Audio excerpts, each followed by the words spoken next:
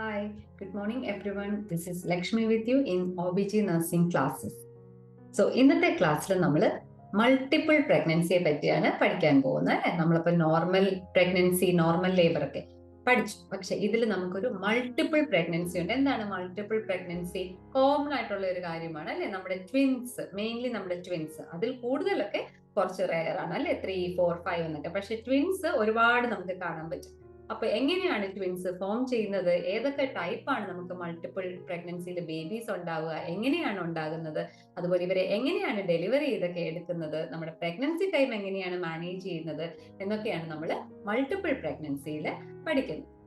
Multiple pregnancy. So എന്താണ്? The condition where more than one fetus develops simultaneously in the uterus. അല്ലെ, more than one foetus, ഒരു കുഞ്ഞിനെക്കാട്ടിലും കൂടുതൽ, അതൊന്നിൽ 2, 3, 4, 5, 6, 7, 8 ഒക്കെ ആകാം. So അങ്ങനെ സൈമൾട്ടേനിയസ്ലി ഒരേ സമയത്ത് തന്നെ ഒന്നിൽ കൂടുതൽ കുഞ്ഞുങ്ങൾ, ഫീറ്റസ് നമ്മുടെ അമ്മയുടെ യൂട്രസിൽ ഉണ്ടാവുമ്പോഴാണ്, ഡെവലപ്പ് ചെയ്യുമ്പോഴാണ് നമ്മൾ അതിനെ എന്ത് പറയുന്നത്?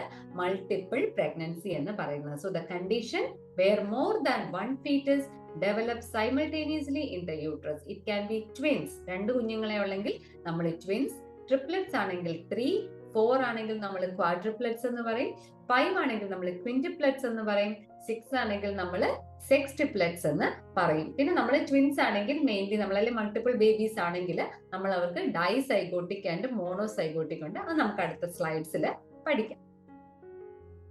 സോ ഇത് കണ്ടോ, നമ്മൾ 7 ബേബീസ് ഉള്ള സെപ്റ്റുപ്ലെറ്റ്സ് ആണിത്. ഇത് മക്കോഗെ എന്ന് പറഞ്ഞിട്ടുള്ള ഒരു ഫാമിലിയാണ് കേട്ടോ. ഇവര് അമേരിക്കയിലുള്ള ഒരു ഫാമിലിയാണ്. സോ ഇവർക്ക് ഓൾറെഡി അവർക്കൊരു മകളുണ്ട്. സോ അത് കഴിഞ്ഞിട്ട് പ്രഗ്നന്റ് ആയപ്പോഴാണ് 7 ബേബീസ് ആണ് എന്ന് ഡോക്ടർ അവരോട് പറഞ്ഞത്. സോ നാച്ചുറലി അവരെന്താകും, പെട്ടെന്ന് വളരെ സ്ട്രെസ്ഡ് ആയി പോയി, അവർ സർപ്രൈസ്ഡ് ആയി പോയി.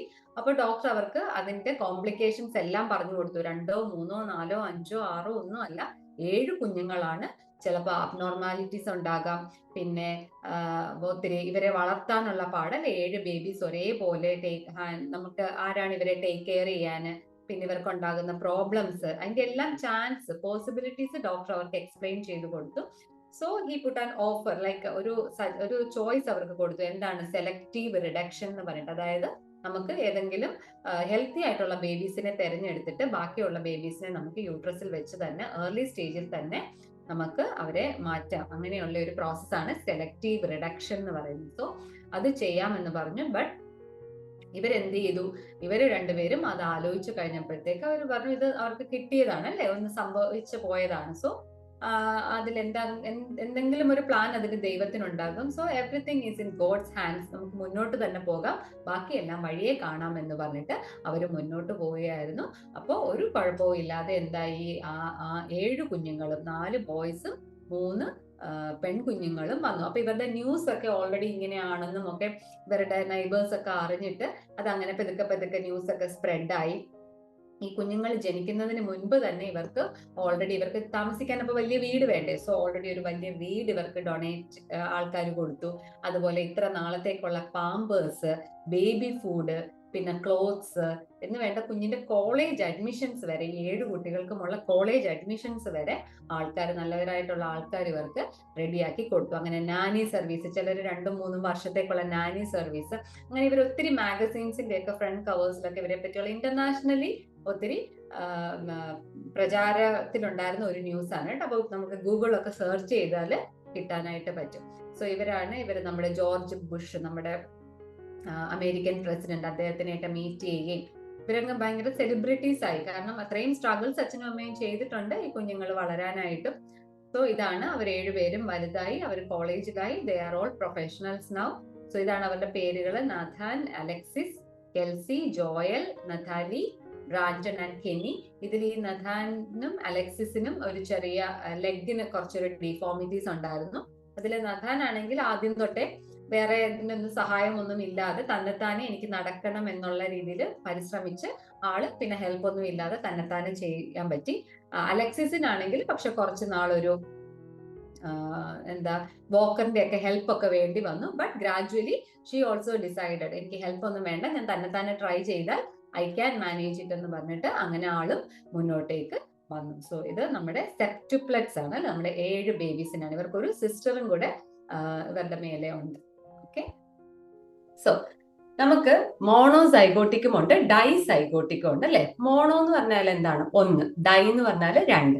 സൈഗോട്ട് എന്ന് പറഞ്ഞാൽ എന്താണ്? നമ്മുടെ സ്പേമും ഓവവും ജോയിൻ ചെയ്യുമ്പോൾ കിട്ടുന്ന നമ്മുടെ ആ ഫോമിന്, ആ സെല്ലിനാണ് നമ്മൾ സൈഗോട്ട് എന്ന് പറയുന്നത്. ഈ സൈഗോട്ടാണ് പിന്നെ ഡിവൈഡ് ചെയ്തിട്ട് നമ്മുടെ സെൽ ഡിവിഷൻ ഒക്കെ ചെയ്തിട്ട് നമ്മുടെ കുഞ്ഞായിട്ട് മാറും. സോ നമ്മൾ ആദ്യം ഡൈസൈഗോട്ടിക് ട്വിൻസിനെ പറ്റി പഠിക്കാം. Dizygotic twins also known as binovular or fraternal twins എന്നാണ് നമ്മൾ പറയുന്നത് കേട്ടോ. എന്തുകൊണ്ടാണ് ഇങ്ങനെ പറയുന്നത്?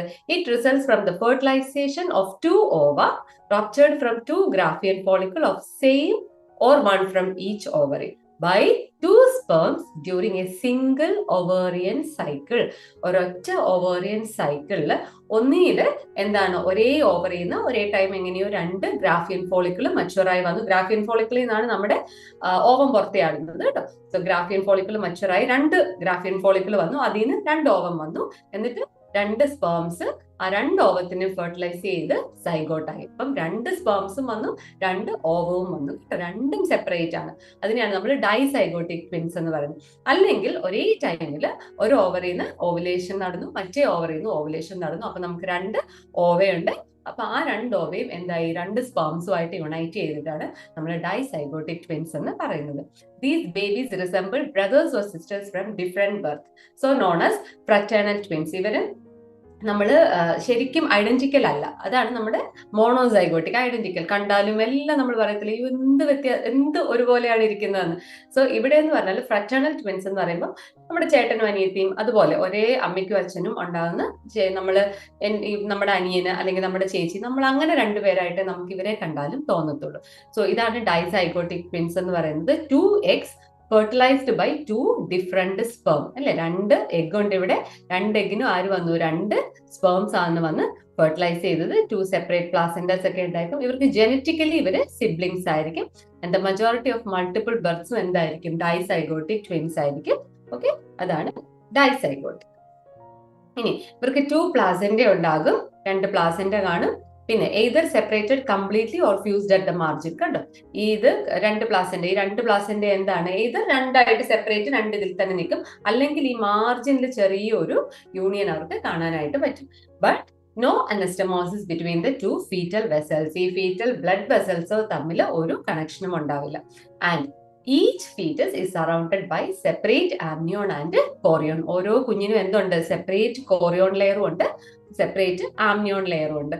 സോ നമ്മുടെ ഇന്റർവീനിങ് മെംബ്രെയിൻസ് എന്ന് നോക്കി, ഇതാണ് ഇവരുടെ എന്താണ്? Chorion layer. ഈ ഔട്ടറിൽ കൂടെ പോകുന്ന കോറിയോൺ ലെയർ, ഈ വൈറ്റ് ഒരു പിങ്കിഷ് ഷെയ്ഡിൽ കാണുന്ന ലെയർ കേട്ടോ. സോ ഈ കുഞ്ഞിന്റെ നോക്കിക്കേ, ഈ കോറിയോൺ വന്നിട്ട് ഇത് വഴി വന്ന് ഈ കുഞ്ഞിതിനകത്ത് കിടക്കുന്നു. ഇപ്പുറത്തെ കുഞ്ഞിനും എന്താണ്? കോറിയോൺ നടുക്കൂടെ വന്നു ഇവിടെ കിടക്കുന്നു. ഈ യെല്ലോയിഷ് ആണ് ഇവരുടെ ആംനിയോൺ ലെയർ. അപ്പൊ ഈ കുഞ്ഞിനും ഒരു ആംനിയോൺ ലെയർ ഉണ്ട്, ഈ കുഞ്ഞിനും ആംനിയോൺ ലെയർ ഉണ്ട്. അപ്പൊ ഇത് നടുക്കൂന്ന് ഇങ്ങനെ വരുമ്പോൾ 4 നമ്മൾ ചെയ്ത് നോക്കുമ്പോൾ എന്താണ്? 4 ലെയേഴ്സ്. 2 പേരുടെ 2 കോറിയോണും നടുക്ക് 2 പേരുടെ 2 ആംനിയോണും നടുക്ക് ഈ കോറിയോണും, അങ്ങനെ 4 ലെയേഴ്സ് ആയിട്ട് നമുക്ക് കാണാൻ പറ്റും. അതാണ് ഇന്റർവീനിങ് മെംബ്രെയിൻസ്. ഡൈസൈഗോട്ടിക് ട്വിൻസിൽ 4 ആണ് കേട്ടോ. 2 ആംനിയോണും 2 കോറിയോണും. അപ്പം ഓൾവേസ് ഈ ഡൈസൈഗോട്ടിക് ട്വിൻസ് എന്ന് പറയുന്നത് ഡൈകോറിയോണിക്കും ഡൈ ആംനിയോട്ടിക്. അപ്പൊ നിങ്ങൾ പ്രത്യേകം ഓർത്താൽ മതി, നമ്മൾ ബ്രദേഴ്സ് സിസ്റ്റേഴ്സ് ആയിട്ട് ജനിക്കുന്നത് ഒരേ ടൈമിൽ ജനിച്ചു പോയി. അതായത് സെപ്പറേറ്റ് ആണ്, നമ്മുടെ വീടും സെപ്പറേറ്റ് ആണ്, നമ്മൾ കിടക്കുന്ന സാക്ക്, അമ്മയുടെ വയർ, അമ്മയുടെ യൂട്രസ് എന്നൊരു ഒറ്റ ഇത് മാത്രമേ നമുക്കുള്ളൂ. അതിനകത്ത് 2 കുഞ്ഞു മുറിയിലാണ് എന്ത് താമസിക്കുന്നത്? ഡൈസൈഗോട്ടിക് ട്വിൻസ് താമസിക്കുന്നത്. ഇതാണ് ഡൈസൈഗോട്ടിക് ട്വിൻസ്. ഈ രണ്ടാമത്തെ പിക്ചർ കണ്ടോ? 2 ചട്ടിയുണ്ട് ഇവിടെ. 2 ചട്ടി. ഒരു ചട്ടിയിൽ നിന്നാണ് ഈ പൂ വന്നിരിക്കുന്നത്, മറ്റേ ചട്ടിയിൽ നിന്നാണ് ഈ പൂ വന്നിരിക്കുന്നത്. പക്ഷേ നമ്മുടെ മോണോസൈഗോട്ടിക്കോ ഇതേ ചട്ടിയിൽ നിന്നാണ് എന്ത് വന്നിരിക്കുന്നത്?